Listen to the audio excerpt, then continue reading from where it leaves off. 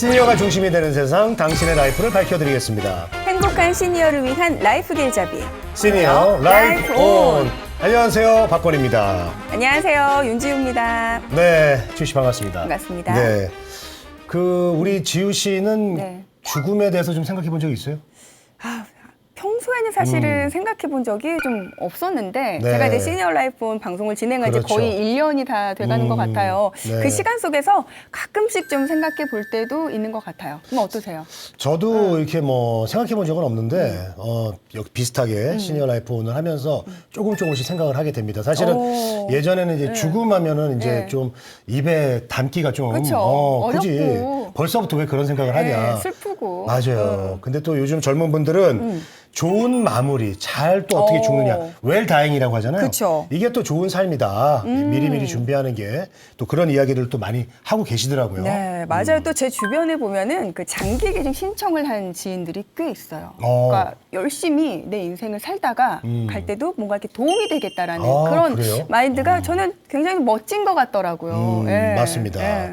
자, 좋은 죽음은 살아있을 때 준비하는 것이라고 하죠. 우리가 갑자기 죽음이 언제 올지 모르잖아요. 그쵸. 그러니까 참 그때 닥쳐서 준비하기는 쉽지가 않은데 그래서 오늘은 인간의 존엄한 죽음을 위해서 네. 노력하는 기관의 장을 모시고 이야기를 좀 나눠보도록 하겠습니다. 네. 국가생명윤리정책원 연명의료관리본부의 조정숙 본부장님을 모시겠습니다. 자, 어서 오세요. 네, 어서 오세요. 안녕하십니까. 반갑습니다. 자, 화면 보시고요. 먼저 좀 자기소개 부탁드리겠습니다. 네, 국가생명윤리정책원 안에 연명의료관리본부에서 본부장을 맡고 있는 조정숙입니다. 저희 그 국립연명의료관리기관이라는 기관이 연명의료 결정법에 따라 있고요. 저희 기관은 보건복지부 산하의 공공기관입니다. 그래서 연명의료 결정 제도에 대해서 총괄적으로 전국의 전 국민을 위해서 전체를 관리하고 운영하는 그런 기관이라고 이해해 주시면 되겠습니다. 이렇게 초대해 주셔서 감사합니다. 아유, 감사합니다. 네, 저희가 함께 감사하죠. 해주셔서 감사합니다. 네, 인사 말씀과 함께 국립연명의료관리기관에 대해서 간략하게 또 안내해 주셨는데 좀 더 자세히 어떤 기관인지 좀 더 설명 부탁드려도 될까요? 네, 국립연명의료관리기관은요, 사실은 연명의료 결정법은 2016년 2월에 제정이 됐고요. 예.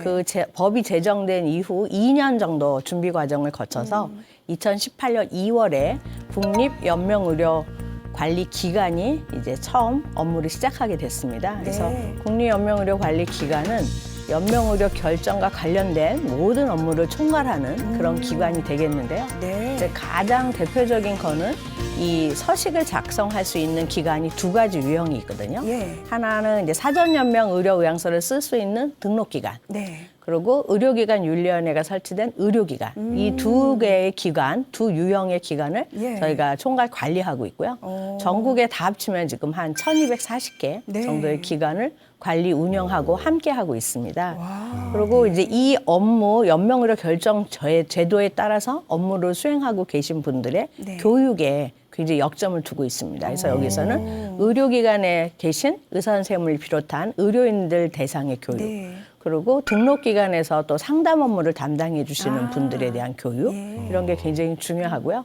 그다음에는 이제 또 홍보도 해야겠죠. 그쵸. 이게 대국민들이 연명의료 결정 제도를 잘 아셔야만 또 이제 제도에 진입할 수 있는 기회가 부여되기 때문에 저희는 대국민을 대상으로 해서 홍보 활동도 적극적으로 펼치고 있고요. 네. 또 이렇게 이제 서식이 작성되면 이 서식은 저희 기관에서 운영하고 있는 연명의료 정보 시스템이라는 게 있어요. 그 시스템에 등록이 돼야만 네. 이게 어느 의료기관에 가셔서도 조회가 가능하거든요. 그래서 이분이 사전연명의료에서 작성해 두신 분이구나, 이렇게 조회를 할 수 있기 때문에 이 정보 시스템을 잘 관리해야 됩니다. 그래서 네. 그 연명의료 정보 처리 시스템을 관리 운영하는 그런 주체 역할도 하고 있고요. 네. 등등 다각도로 연명의료 결정 제도랑 관련된 총괄적인 업무를 담당하는 기관이다, 이렇게 이해해 주시면 되겠습니다. 정말 뭐 많은 일을 네. 하고 계시네요. 연명의료 관련돼서 관리, 운영, 네. 그리고 또 거기에 대해서 교육도 하고 또 홍보까지 하고 예. 정말 많은 일을 하고 계십니다. 예, 예. 자, 본격적으로 얘기 나누기 앞서서 이제 제가 좀 궁금한 게 하나 있는데 네. 연명의료라는 게 그야말로 이제 계속 치료를 할지 안 할지잖아요. 네. 인간의 어떤 존엄사랑도 관련된 건가요, 이게 그러면? 그렇죠. 존엄사랑 분명히 관계가 되고요. 네. 연명의료 결정법에서도 인간의 존엄한 죽음 이것을 하나의 목표로 생각하고 있거든요. 네. 그래서 법에서 추구하는 건 크게는 두 가지입니다. 네. 하나는 환자의 자기 결정권을 존중하는 거. 그게 하나 있고요. 그다음에 또 하나는 최선의 이익 보장. 그래서 어떻게 하는 게 환자의 최선의 이익을 위한 선택이냐 하는 부분이거든요. 그래서 네. 두 가지 축에서 저희가 연명의료 결정법이 진행되고 있고요. 그러다 보니까 그 축에는 인간의 존엄한 마무리, 존엄사 이게 연결이 되죠, 당연히. 그래요. 예전에는 좀 환자의 어떤 의지와 상관없이 계속 이렇게 예. 치료를 계속 그런 하고 경우들도, 있는 네, 그런 경우도 있었는데. 있는데 좋습니다. 그게 좀 궁금했었고 네. 자 그렇다면 본부장님께서는 많은 일 중에 이 일을 이렇게 하게 된 어떤 뭐 계기나 본인이 어떤 이런 뭔가 왔을 거 아니에요. 느낌이 난 이 일을 해야 되겠다. 네. 뭐 그런 게 뭐가 있을까요? 예, 저는 사실은 간호사로서 서울대학교 병원에서 평생 근무를 했습니다. 그래요? 그래서 사실은 1982년부터 예. 신규 간호사를 근무를 해서 서울대학교 병원에서만 38년 동안 와. 근무를 했고요. 네. 그래서 마지막에 이제 2019년 말에 서울대병원의 간호본부장으로 정년퇴임을 했습니다. 근데 정년퇴임 하기 이전에 간호사나 수간호사로 활동할 때는 제가 중환자실 쪽에서 근무할 수 있는 그런 기회가 많았어요. 그래서 한 15년 정도를 중환자실에서 간호사와 수간호사로 근무했는데 네. 그때 이제 많은 환자를 돌보면서 정말 적극적인 치료와 간호를 통해서 많은 위중한 환자들을 많이 살려냈죠. 그래서 많은 보람을 느끼고 일을 했는데 가끔은 그렇게 저희가 최선의 노력을 다해서 치료를 하고 간호를 해도 네. 끝이 좋지 않은 사망하시는 그런 환자분도 접하게 됐잖아요. 근데 그 과정을 지켜보면서 그 환자분들이 너무 고생을 하시면서 네. 결과는 사망에 이르시는데 좀 안타깝다 이런 생각을 하면서 간호사로서 생활을 했죠. 그래서 퇴직 후에 이제 모 교수님께서 저희 병원에도 계셨던 분인데 저한테 좀 딱 맞는 그런 업무가 있다. 네. 그러니까 이 서울대병원에서 38년의 그 임상 실무 경험을 살려서 네. 좀 이 제도를 같이 좀 했으면 좋겠다 하고 제안을 주셨어요.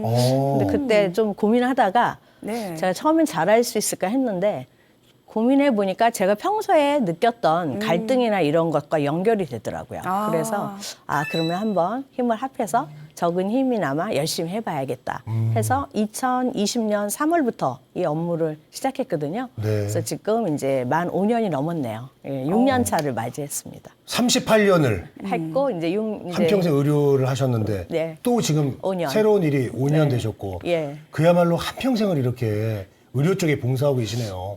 그렇게 됐네요.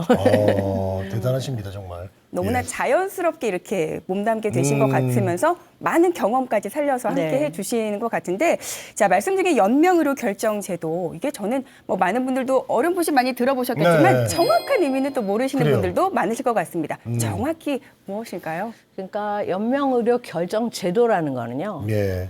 모든 환자한테 연명의료를 중단한다. 이렇게 오해를 하고 계신 분이 많은데 네. 그건 아니고요. 대상자는 임종기로 판단된 환자에 한해서 임종기라고 판단이 된 환자에 한해서 연명의료를 중단할 거냐 아니면 연명의료에 해당하는 걸 아예 시작도 하지 않을 거냐 하는 것을 결정하는 겁니다. 그때 이제 이게 과연 어떤 게 환자의 최선의 이익인지 이런 걸 고민하겠죠. 그래서 이제 임종기라는 판단이 된 환자라는 그 정의가 굉장히 중요한데요. 네. 임종기라고 하면은 회생의 가능성이 없고요. 어. 각종 치료를 함에도 불구하고 회복되지 않으면서 네. 사망에 임박한 상태다. 누가 판단하냐? 의사 선생님 두 분이 판단합니다.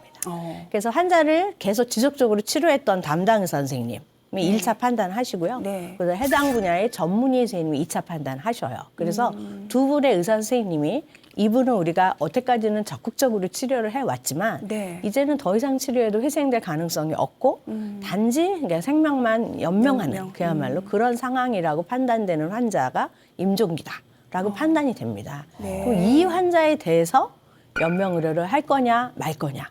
할 거냐 말 거냐의 의사결정은 가장 바람직한 것은 환자 자기가 본인이 스스로 의사를 밝혀놓으면 좋겠죠. 미리.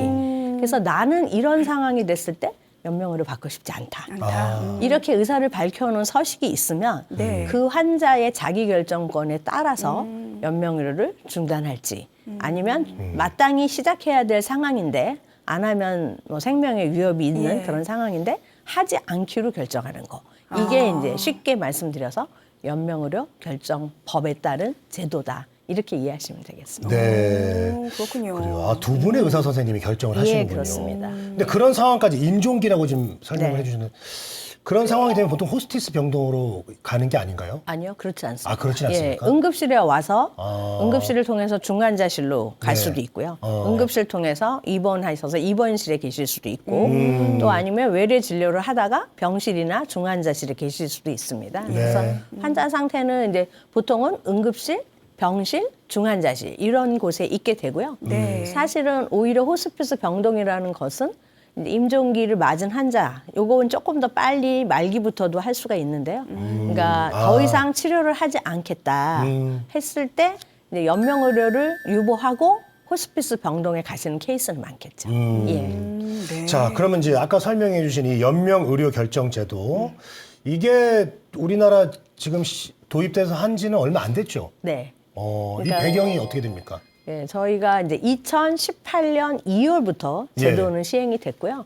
제도 시행에 앞서서 아까 말씀드린 것처럼 법은 2016년 2월. 네. 그래서 제도 시행된 거는 지금 정확하게 만 6년이 됐습니다. 그래서 올해가 이제 7년 차를 맞이하는 그런 제도라고 보시면 되겠고요. 네. 근데 이제 이러한 연명의료 결정법이 제정되게 된 배경은 이제 여러 뭐 의료기관에서 의료 현장에서의 문제점이 많이 제기됐지만 네. 그 중에 이제 가장 대표적인 그 사건이 두 가지 사건이 있습니다. 아. 그래서 처음에는 이제 좀 오래됐는데요. 1997년 보라매 병원에서 네. 이제 술에 취해서 쓰러져서 오신 환자분이 계셨어요. 예. 남성분인데 예. 이제 이분이 와서 응급실 통해서 오셨죠. 그래서 검사를 해보니까 뇌혈종이 있는 거예요.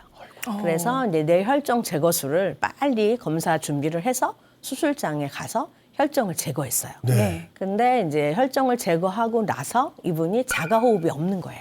어. 그럼 자가호흡이 없으면 어떻게 할까요? 중환자실로 옮겨서 예. 인공호흡기를 걸고 치료를 하고 있었죠. 근데 이제 인공호흡기를 걸고 적극적 치료를 함에도 불구하고 금세 이 환자분이 좋아지지 않는 거죠. 네. 그래서 이제 그 계속 의료진은 적극적 치료를 열심히 하고 있었어요. 근데 그때 이제 환자의 부인께서 오셔서 네. 네.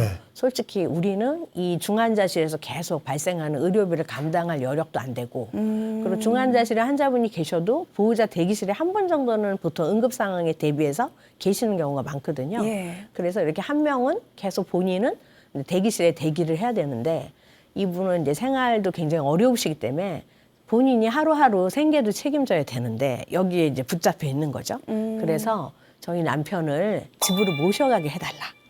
그렇게 간곡하게 의료진에게 청을 넣었습니다. 네. 근데 이제 그때 의료진들은 수술이 잘 됐고 사실 언제 깨어날지는 모르지만 깨어날 수 있기 때문에 네. 그렇게 하기는 어렵다. 그래서 일단 거부를 했죠. 네. 근데 이 부인께서 계속 매일매일 그 면회 시간마다 입구에 서서 주치의 선생님에게 간곡하게 부탁을 했어요. 그래서 주치의 선생님이 이제 그쪽 의료진이 같이 회의를 했습니다.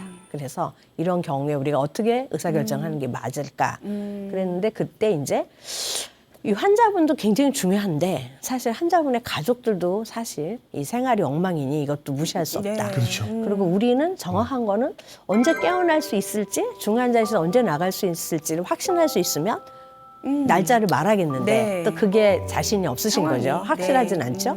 그래서 회의 끝에 여러분의 회의 끝에 이제 의료진은 그러면 모시고 갈 수 있게 했습니다. 아. 그래서 이제 대구로 그 환자분을 모시고 갔죠.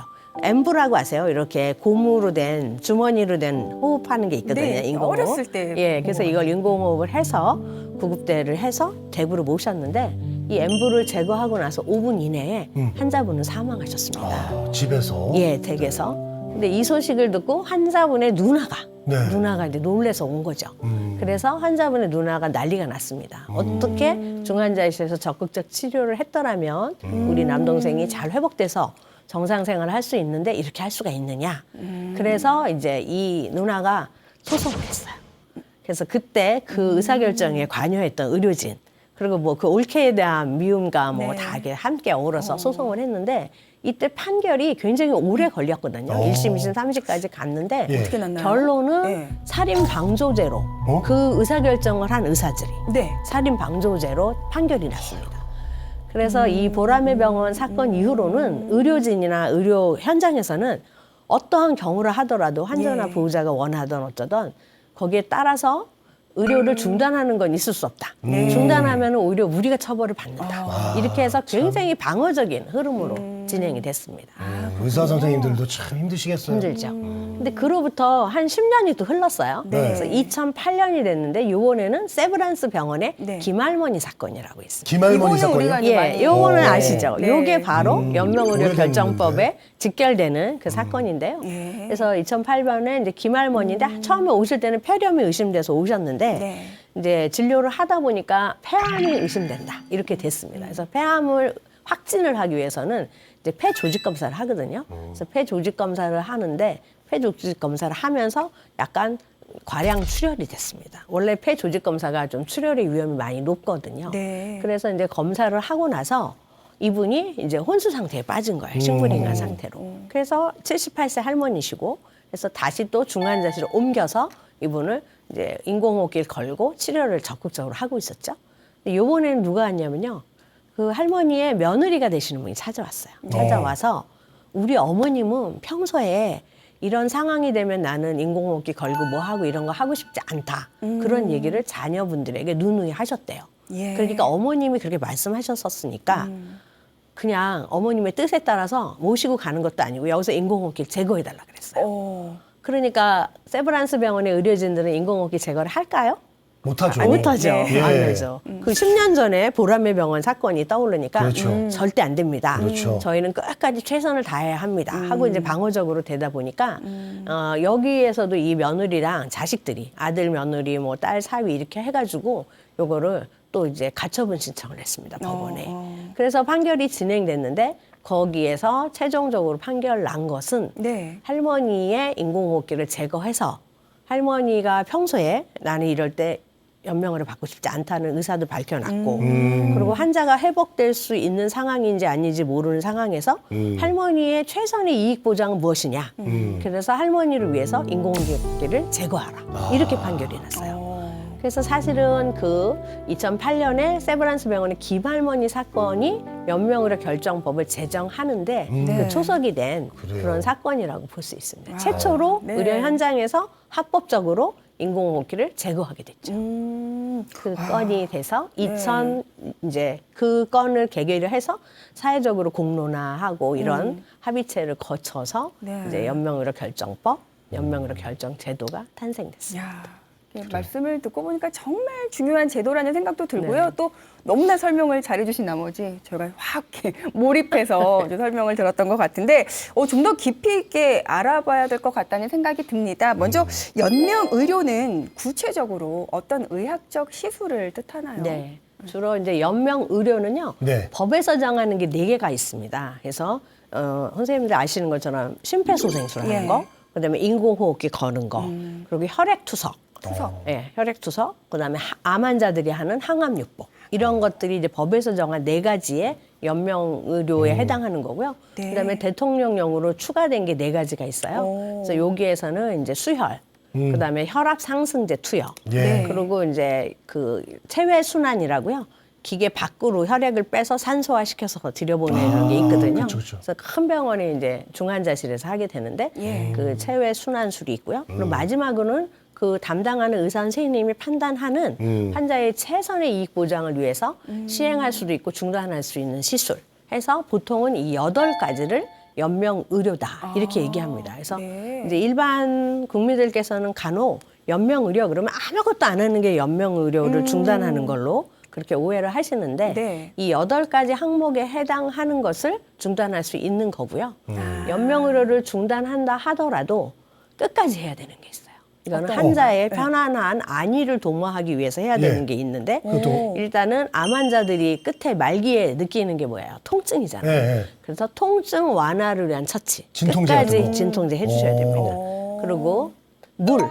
영양분 예. 이런 단순하고 그다음에 단순 산소 공급 이 네 가지는 연명 의료의 범주에 속하지 않아요. 네. 아직까지는. 네. 그래서 요 네 가지는 연명 의료는 중단한다 하더라도 네. 끝까지 돌아가실 때까지 편안한 죽음을 맞이할 수 있도록 물이나 영양분이나 단순 산소 공급, 그러니까 마스크로 주거나 콧줄로 주는 그 정도 그런 거나 통증 완화를 위한 처치.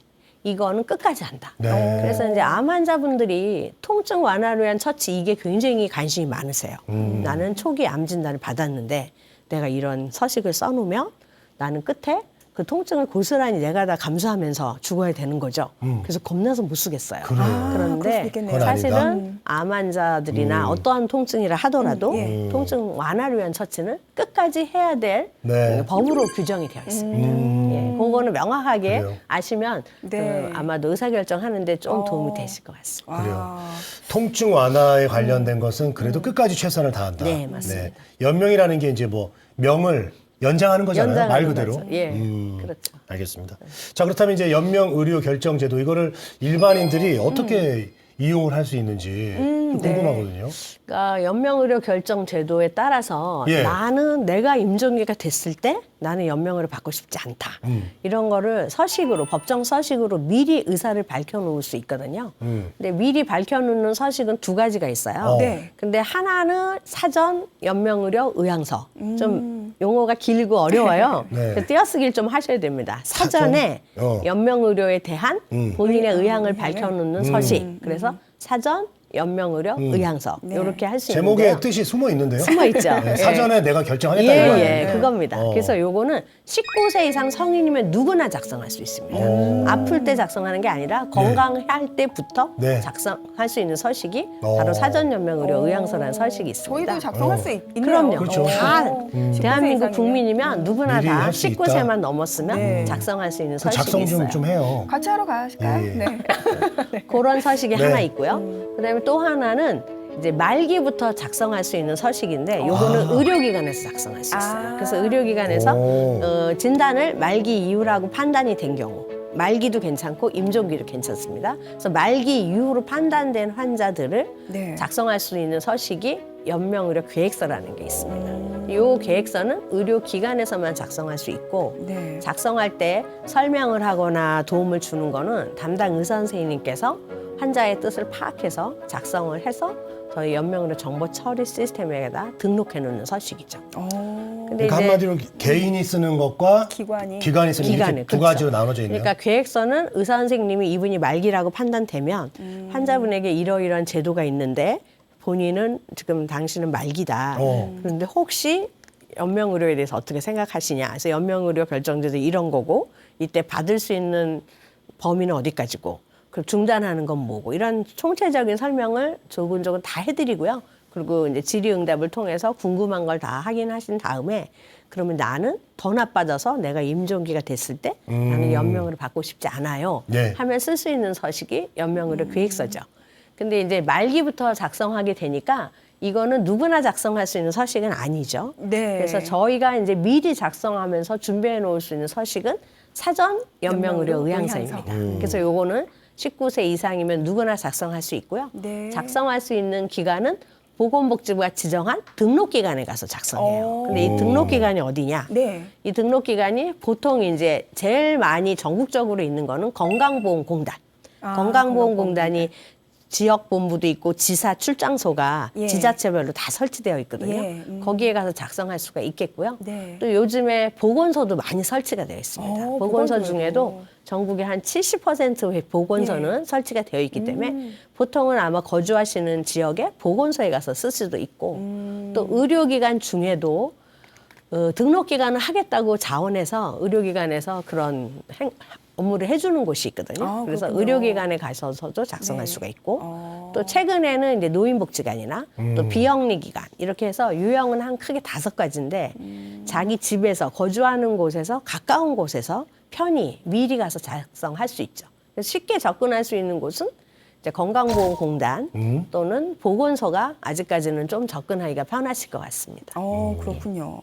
사전 연명의료 의향서, 연명의료 계획서는 본인이 어쨌건 뭐 무의미한 본인의 의사에 따라서. 본인의 의사에 따라 결정한다는 점은 같지만 어떤 그 작성 시기나 작성 기관의 차이가 있죠. 있는 거군요. 그렇죠. 네, 자 사전 연명의료 의향서 이름이 좀 길고 아까 말씀드렸듯이 띄어쓰기 굉장히 잘해야 되는데 조금 더 쉽게 이해할 수 있는 그런 방법이 있을까요? 그러니까 사전 연명 의료 의향서는 네. 어쨌든 본인이 건강할 때부터 내가 혹시 나중에 임종기가 됐을 때 나는 연명을 하고 싶지 않다. 불필요한 연명을 하고 싶지 않다. 이러한 자기의 의지를 밝혀놓는 법정 서식입니다. 네. 그래서 아까 어디 가서 작성해야 되는지를 말씀드렸고요. 예. 그리고 그때 가실 때는 본인이 이거 직접 작성만 가능해요. 그래서 대면으로 작성해야 되기 때문에 네. 가실 때 반드시 가지고 가셔야 되는 게 예. 사진이 부착된 신분증. 신분증. 예, 사진이 부착돼야 됩니다. 그래서 사진, 운전면허증이나 주민등록증처럼 사진이 부착된 신분증을 가지고 가셔서 등록기관에 가서 충분한 거기에 소속 상담사로부터 설명을 잘 들으셔야 돼요. 연명의료 결정제도 뭐고, 네. 그리고 연명의료에 해당하는 거 뭐고, 끝까지 할 수 있는 거 뭐고, 이런 걸 다 교육을 들으시고 정보를 들으신 다음에 그러면 나는 내가 임종기 됐을 때 나는 연명을 받고 싶지 않아요 하는 마음의 결정이 서면 그때 서식을 작성하시게 되고요. 그리고 이제 이 서식을 작성하시게 되면 저희는 이 서식을 저희 연명의료 정보 처리 시스템에 등록을 시킵니다. 네. 등록을 해놓으면 이분은 이제 평소에는 건강하게 잘 사시면 됩니다. 평소대로 사시다가 네. 나중에 이제 나이가 드시고 임종기가 됐을 때 의료기관에서 조회를 하는데 모든 의료기관이 이 사전 연명 의료행사를 다 조회할 수는 없어요. 의료기관 중에는 네. 의료기관 윤리위원회가 설치된 곳만 가능합니다. 이게 환자의 생명권을 다투는 그런 네. 부분이잖아요. 네. 그래서 좀 더 신중하게 하고 또 혹시 연명을 중단하고자 할 때 뭔가 갈등이 생기거나 하면 네. 조정해 줄 수 있고 심의할 수 있는 위원회가 필요합니다. 그래서 모든 의료기관이 이 연명의료 중단이나 사전 연명의료 계획서를 쓸 수 있는 게 아니고 의료기관 윤리위원회가 설치된 의료기관에서만 연명의료 계획서도 쓸 수 있고 이 미리 작성해 놓은 사전 연명의료 의향서에 입각해서 연명의료를 중단하거나 유보할 수 있습니다. 아니 그러면은 이 사전 연명 의향서 그리고 연명 의료 계획서 이 두 가지가 효력이 있는지가 저는 이렇게 해놓고 나중에 효력을 어떻게 발휘할 수가 있는 거예요? 네. 법적으로도? 굉장히 법적, 네. 이게 법정 서식이기 때문에 예. 연명의료 정보 처리 시스템에 들어가 있으면 네. 이게 이제 유효한 서식이 되는 건데요. 그러니까요. 법적으로 돼야지 나중에 그게 그렇죠. 이게 법정 효력이 서식이라서 있어요. 예. 등록이 되는 순간 유효한 서식이 됩니다. 본인의 의지에 따라서. 그래서 저희가 대면으로 반드시 본인 확인을 하고 작성해야 되고 대리 작성이 불가하고요. 그리고 요즘도 전화가 많이 와요. 저희 기관에. 네. 그 온라인으로 작성하면 안 돼요? 온라인으로 하고 싶은데요? 그런데 저희는 온라인 작성을 아직까지 법에서 정해져 있지 않기 때문에 못하고 있습니다. 꼭 와야 되는군요. 예, 만나서. 본인이 대면으로 충분히 설명을 듣고 이해를 한 상태에서 네. 작성할 수 있게 되어 있어요. 그래서 이제 연명의료 정보 처리 시스템에 등록이 되면 사실은 등록이 되는 순간에 본인의 핸드폰으로 띵동 하고 문자가 옵니다.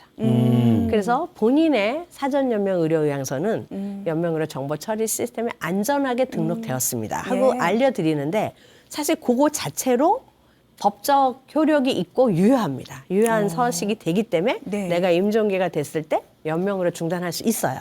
그런데 이제 의료기관에 이제 선생님들이 말씀하시기를 조회해보니까 사전 연명 의료 의향서는 3년 전에 어느 기관에서 써놓은 게 확실히 되는데 가족들이 막내딸이 와서 울고불고 하면서 우리 어머님한테 나는 우리 어머님이 사전 연명 의료 의향서 썼다는 소리 들은 적도 없고 그런 서식이 있는지도 모르겠고 네. 그거 모르겠으니까 우리 엄마는 끝까지 최선을 다해주세요 하는 거예요. 환자는 임종기인데.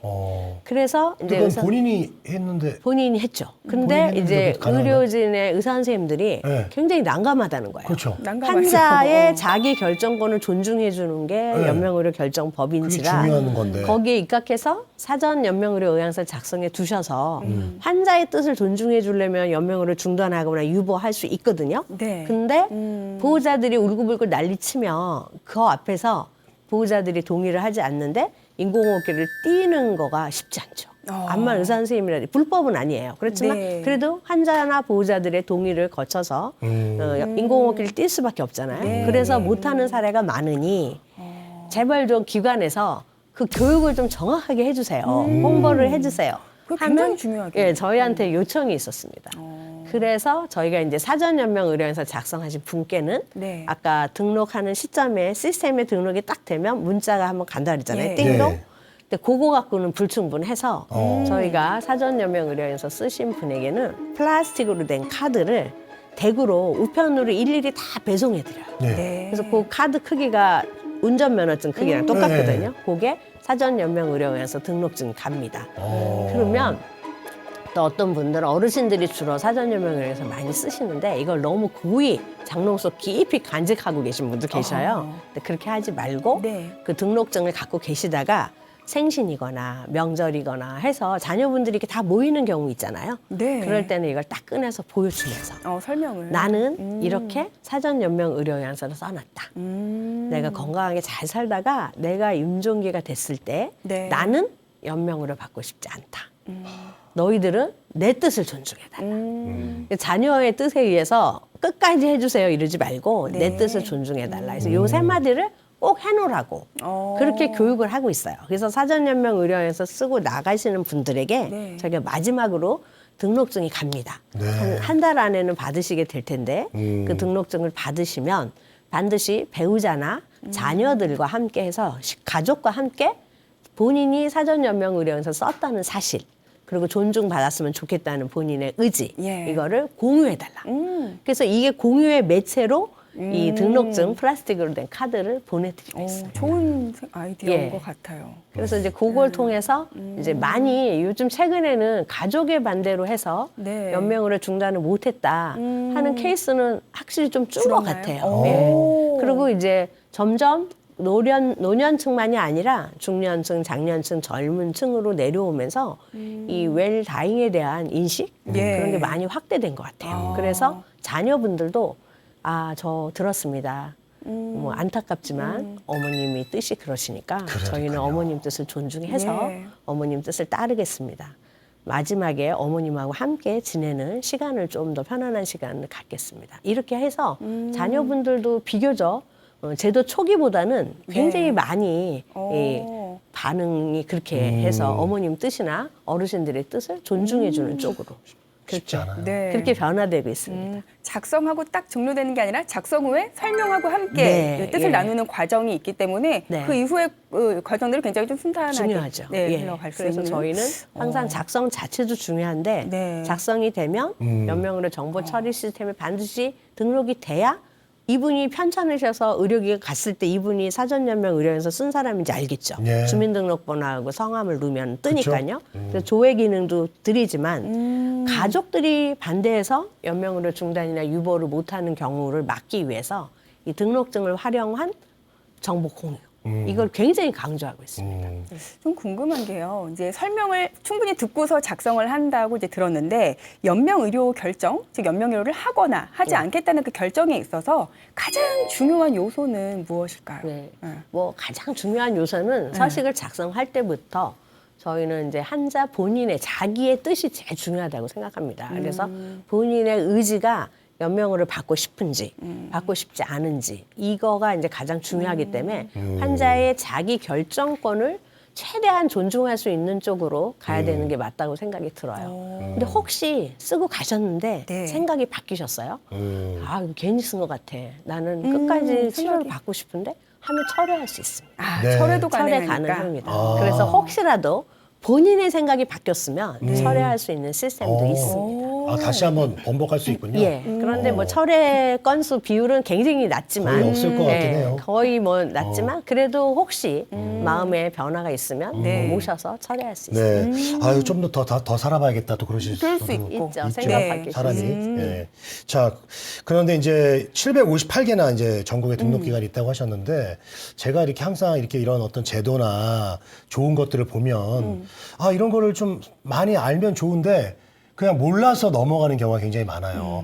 또 심지어 혜택도 볼 수 있었는데 몰라서 혜택을 그냥 못 맞아요, 보고 맞아요. 그런 거 되게 억울하잖아요. 자, 그래서 이런 정보를 좀 많이 얻고 활용하기 위해서 홍보 같은 거는 좀 어떤 식으로 하고 계세요? 네, 저희는 이 사전연명 의료에서 쓰시는 분들은 네. 대체로 어르신들이 많이 쓰십니다. 그래서 쓰신 분을 연령별로 저희가 분석을 해보면 한 65세 이상에서 쓰시는 분이 4분의 3이에요. 그래서 어르신들이 주로 많이 쓰시고 젊으신 분들은 암만 해도 이제 생활이 바쁘시고 하다 보니까 네. 죽음에 대한 고민을 덜 하시죠. 그렇죠. 아직은 아무래도. 죽음에 대한 고민을 할 여유가 좀 없으신 것도 같고. 네. 그래서 이제 어르신들이 많이 쓰고 계시기 때문에 그래서 저희가 등록기관으로 하는 곳이 이제 이런 보건소, 어르신들이 자주 가는 곳, 그리고 노인복지관. 네. 그래서 이런 곳들은 어르신들이 평소에 자주 가시는 곳이잖아요. 그래서 이런 곳에 가셔서 쓸 수 있도록 하는데 이제 그것조차도 또 몰라서 놓치시는 분도 있고 해서 네. 저희는 원래 홍보를 할 때도 처음에는 다 저희는 오프라인 홍보를 했습니다. 그래서 지하철 역사 거기다가 슬라이딩 도어를 했고요. 왜냐하면 네. 어르신들은 지하철 많이 타시는 거 그쵸, 아시죠? 그쵸. 예, 그래서 그런 곳에 그 중에서도 저희가 과학적으로 데이터를 따져서 그 어르신들이 어르신들 승차권이 따로 있잖아요. 네. 그거를 제일 많이 이용한 역사. 그래서 이제 그런 거 중심으로 해서 선별적으로 했고요.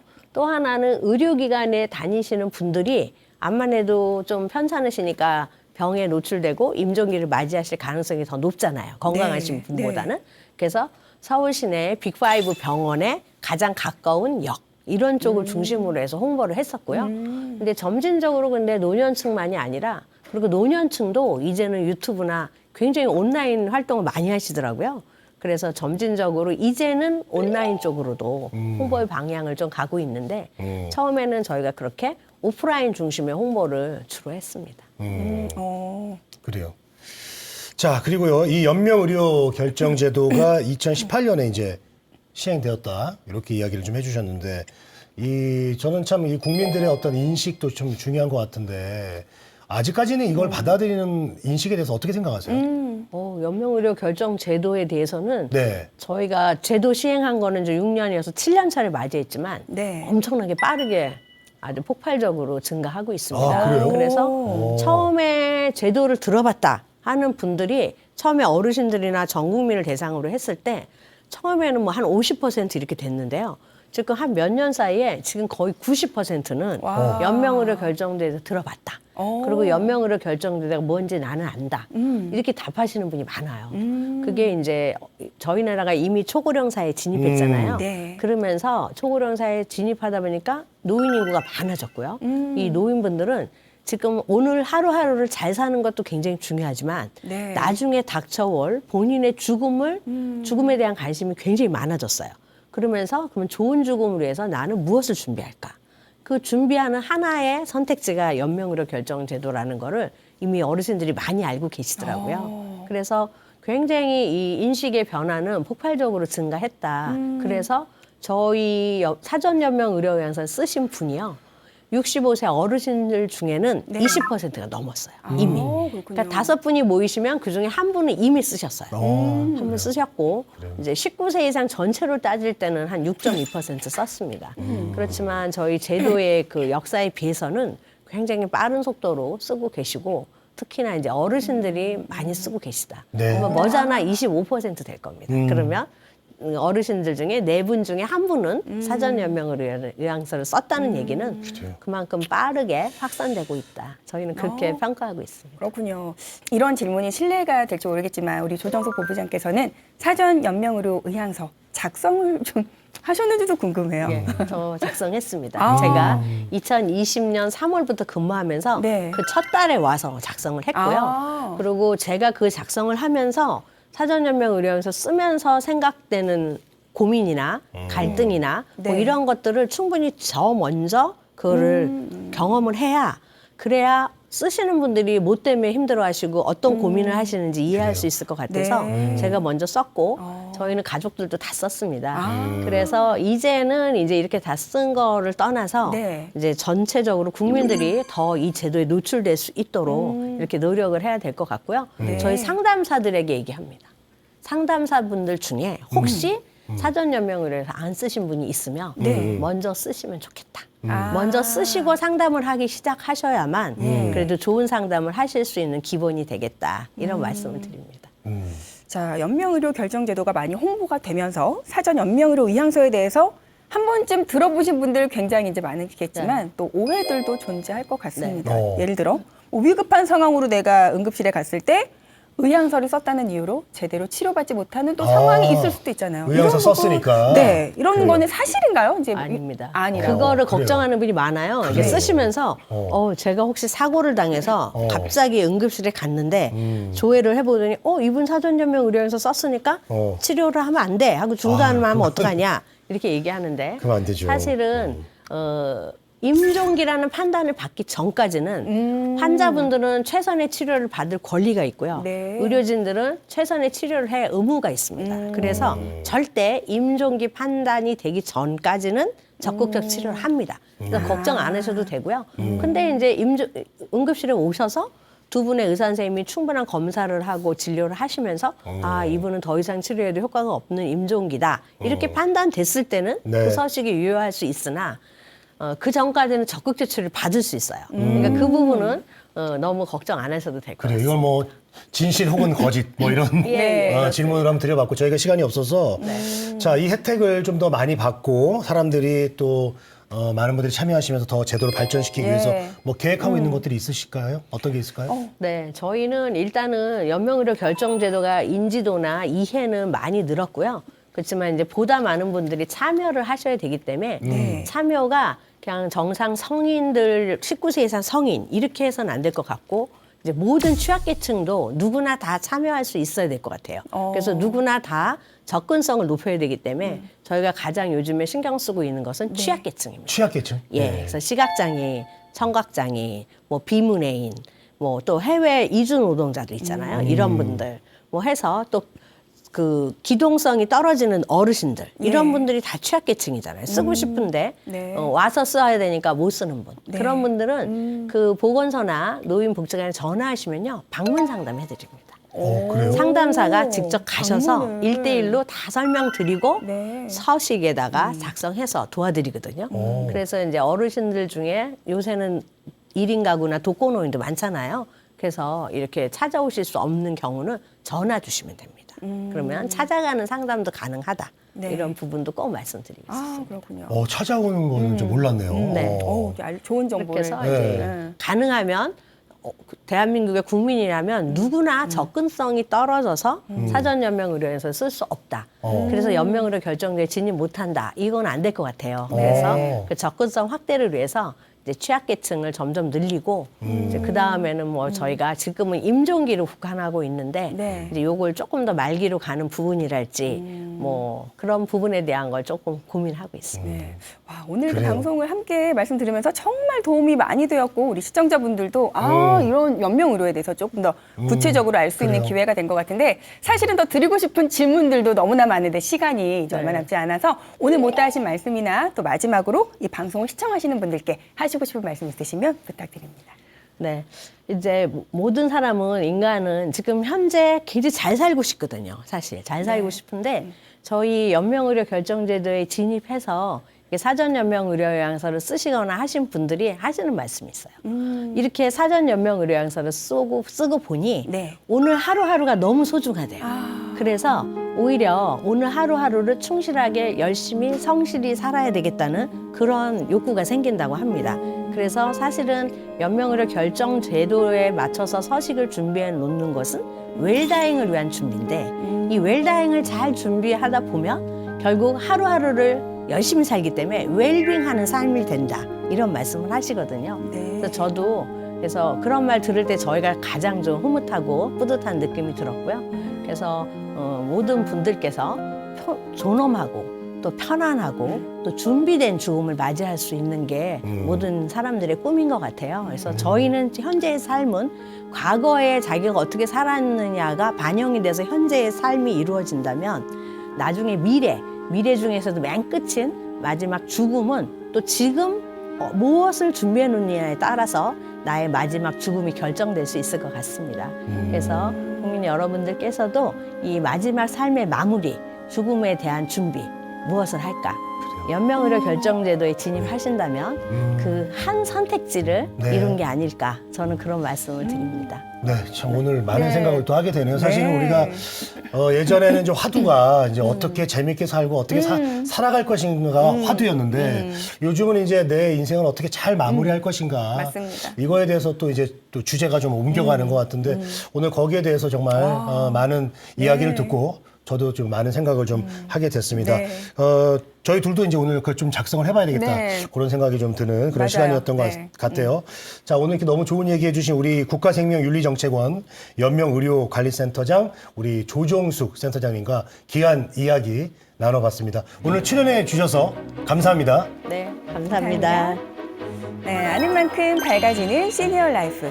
저희 시니어 라이프원에서는 우리 시니어분들께 더욱 유익하고 좋은 정보 전해드릴 수 있도록 노력하겠습니다. 네, 함께해 주신 시청자 여러분 고맙습니다.